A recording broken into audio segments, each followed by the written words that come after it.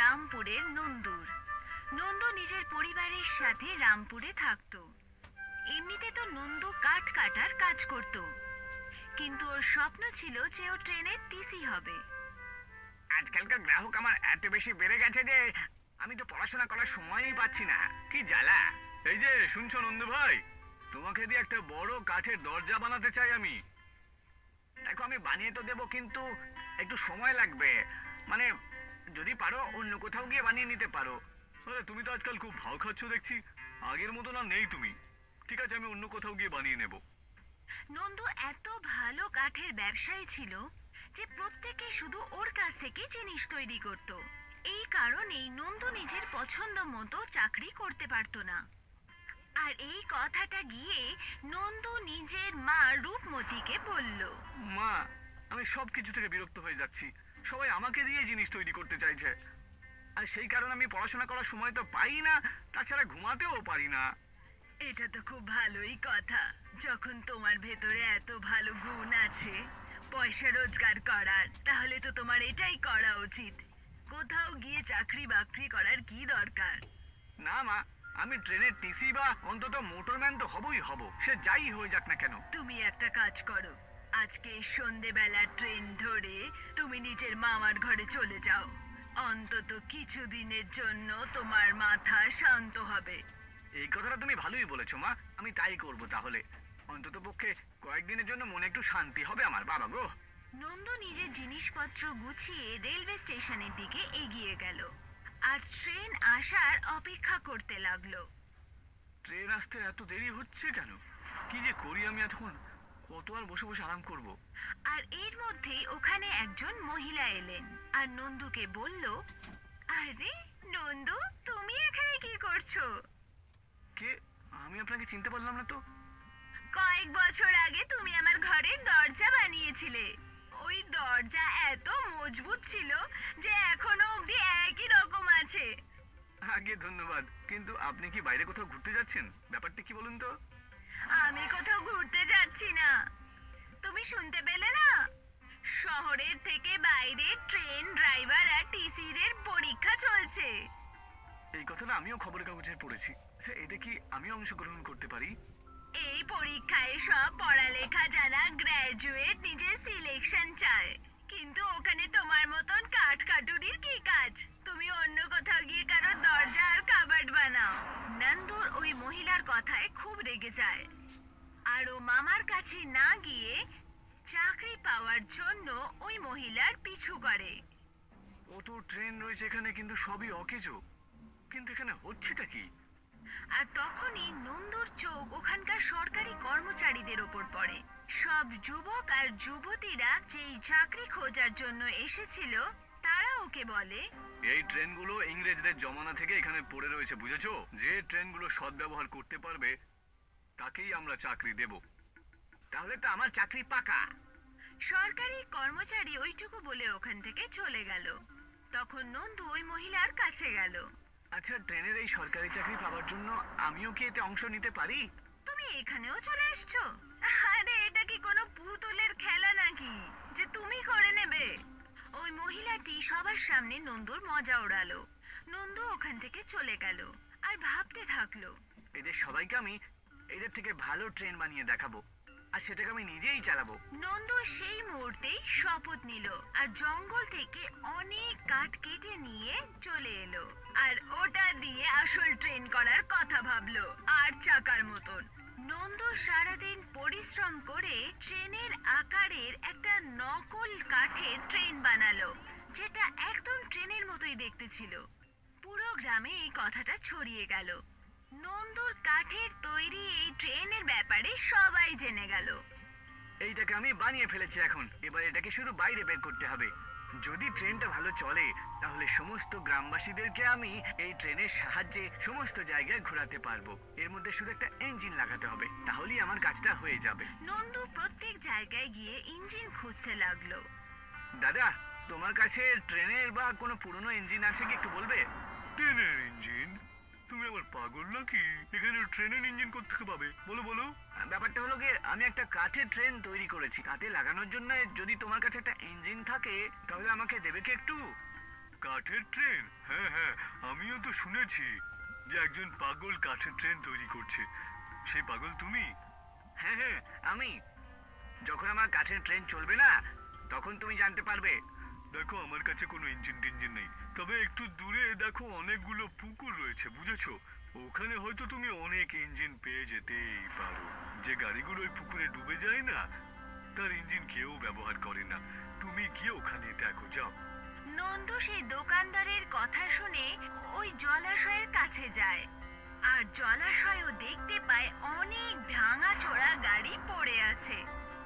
আর ওই গাড়িগুলোর মধ্যে থেকে একটা গাড়ির ইঞ্জিনও তুলে নেয় আর ওখান থেকে চলে যেতে থাকে। কিন্তু এর মধ্যেই ওই ইঞ্জিন থেকে একটা আত্মা বেরিয়ে আসে। তুমি আমাকে এই পুকুর থেকে তুলে আমাকে মুক্ত করেছো, তোমাকে অসংখ্য ধন্যবাদ। নন্দু ওই আত্মাকে দেখে ভয় পেয়ে যায় আর ব্যাস ইঞ্জিন নিয়ে ওখান থেকে পালিয়ে যাওয়ার চেষ্টা করে। দাঁড়াও, ভয় পেও না, তুমি আমাকে সাহায্য করেছো, আমি তোমার কোনো ক্ষতি করব না। চাও, তুমি আমার কাছ থেকে কি চাইবে বলো। সত্যি, আমি শুধু এই ইঞ্জিনটাই চাই, আর কিছু লাগবে না। আমাকে কিছু করো না, আমার কেউ নেই গো। যাও, তুমি এই ইঞ্জিনটা নিয়ে যাও। তুমি যে গাড়িতেই এই ইঞ্জিনটা সেট করবে, আমার চমৎকারী শক্তির সাহায্যে 1 মিনিটের মধ্যেই গাড়িটা গন্তব্যে পৌঁছে যাবে। এইটুকু বলেই ওই আত্মা ওখান থেকে অদৃশ্য হয়ে যায়। নন্দু ওই ইঞ্জিনটাকে নিয়ে নিজের ঘরে চলে যায় আর গিয়ে ওই নিজের কাঠের ট্রেনের ইঞ্জিনটা লাগিয়ে দেয়। আর ওই ইঞ্জিন লাগাতেই ওই কাঠের ট্রেন চমকাতে শুরু করে। মনে হচ্ছিল যেন কিছু জাদু হয়ে গেছে। নন্দুর কাঠের ট্রেন এখন জাদুর কাঠের ট্রেন হয়ে গেছিল। এটা একবার চালিয়ে দেখি। জয় শ্রীরাম। আজকে আমার প্রথম দিন। এর মধ্যে যাত্রী বসিয়ে এটা একটা বড় ট্রেন তৈরি করব আমি। নন্দুর কাঠের তৈরি ট্রেন চলতে শুরু করলো। অনেক মানুষকে ও 1 মিনিটের মধ্যে তাদের ঘরে পৌঁছে দিত। আমার মা হাসপাতালে অ্যাডমিট আছে, আপনি কি আমাকে ওখানে পৌঁছে দিতে পারেন? আপনার ট্রেনের ব্যাপারে আমি অনেক কথা শুনেছি। আপনি যদি আমাকে ওখানে পৌঁছে দেন তাহলে অশেষ কৃপা হবে আমার। এসো না, যাত্রীদের নিয়ে যাওয়া আর নিয়ে আসা, এটাই তো হলো আমাদের কাজ। এসো এসো। ওই ছেলেটিকে জাদুর কাঠের ট্রেনের সাহায্যে নন্দু খুব তাড়াতাড়ি হসপিটালে ছেড়ে দিল। ধন্যবাদ নন্দু ভাই, তোর এই উপকার আমি কখনো ভুলবো না রে। এইরকম ভাবে নন্দুর খুব নাম হয়ে গেল। কাঠের তৈরি ট্রেনের ওপরে সবাই খুব খুশি ছিল। এই কথা সীমা জানতে পারলো। তখন সীমা ওর বিরুদ্ধে ষড়যন্ত্র করার চেষ্টা শুরু করলো। এই নন্দুর বাচ্চার কিছু তো একটা করতেই হবে। এই সব কিছুই ইঞ্জিনের জন্যই হয়েছে। আমি ওই ইঞ্জিনই কাঠের তৈরি ট্রেন থেকে চুরি করে নেব। সাপও মরবে আর লাঠিও ভাঙ। আর সীমা ঠিক তাই করলো। ওই ইঞ্জিনটাকে চুরি করতে ও নন্দুর ঘরের কাছে চলে গেল। ওখানে গিয়ে ও দেখলো যে কাঠের তৈরি ট্রেন দাঁড়িয়েছিল। আর ও যেই মুহূর্তে কাঠের ট্রেন থেকে ওই ইঞ্জিনটা চুরি করতে পৌঁছালো, ইঞ্জিন ছুতেই ইঞ্জিনের ভেতর থেকে কারেন্ট বেরোতে শুরু করলো। আর কারেন্ট জোরে সীমার কাছে লাগলো। সীমার চিৎকার শুনে নন্দু ওখানে পৌঁছালো আর কাঠের বাঁশ দিয়ে ওকে ইঞ্জিন থেকে ছাড়িয়ে দিল। ধন্যবাদ নন্দু, তুমি আমার প্রাণ বাঁচিয়ে নিলে। তুমি এখানে ইঞ্জিন চুরি করতে এসেছো? এটা খুবই অন্যায়। আমার খুব বড় ভুল হয়ে গেছে, আমায় ক্ষমা করে দাও। আমি তোমাকে তখনই ক্ষমা করব যদি তুমি এই ট্রেনের মধ্যে কাজ করো আমার সাথে, তাহলে। এইটাও কি আবার জিজ্ঞেস করার দরকার আছে? আমি নিশ্চয়ই করব। সীমা আর নন্দু এখন একসাথে সবাইকে কাঠের তৈরি ট্রেনের সাহায্যে নিজের নিজের ঘরে ছেড়ে দিত। হারিয়া আর ধারা এক গরিব দম্পতি ছিল। তাদের একটা ছেলে ছিল গোপাল। গোপাল পড়াশোনাতে খুব ভালো ছিল, সব সময় ক্লাসে ফার্স্ট হতো। দেখো বাবা, আমি এবারও ফার্স্ট হয়েছি আর এবার মাস্টার মশাই আমাকে চকলেট দিয়েছেন। বাহ, ও ভালো বাবা। এভাবেই সব সময় আমাদের মুখ উজ্জ্বল করিস গোপাল। ঠিক আছে মা। সবাই খুব খুশি ছিল। এখন আমাকে অন্য গ্রামের বড় স্কুলে যেতে হবে। ওই যে পাশের গ্রামে ওখানে? হ্যাঁ হ্যাঁ, ওটা তো অনেক দূর হবে। তুই কি করে যাবি এত দূর? মা, আমি ঠিক চলে যাব। আমার আরো অনেক বন্ধুও আছে ওই স্কুলেই, ওদের সাথে আমিও চলে যাব। এটা তো খুব ভালো কথা, তোর সাথে তোর বন্ধুরাও থাকবে। শুধু বর্ষাতে একটু অসুবিধে হবে, 5 কিলোমিটার ভিজে যেতে হবে। ভিজবি কেন? আমি তোর জন্য ছাতা এনে দেব।